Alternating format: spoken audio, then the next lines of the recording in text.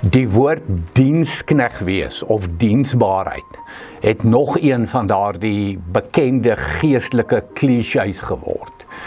Wat is dit eintlik in gewone taal? Kom ek probeer dit vir jou beskryf. Dis harde werk en dis ter wille van ander. Dit is wat dienskneg wees beteken.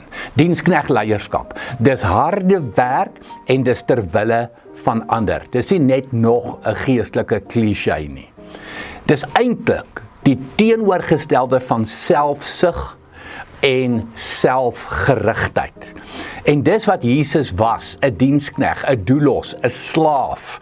En daarom skryf hy vir ons in Johannes 13 vers 15 die volgende: Ek het nou vir julle 'n goeie voorbeeld gestel. Volg daardie voorbeeld. Doen aan mekaar wat ek aan julle gedoen het.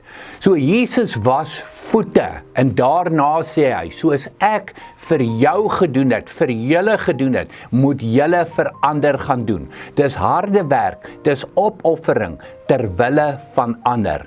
Dis wat dit is om 'n dienskneg te wees of om diensbaar te wees. Kom ons gaan leef dit.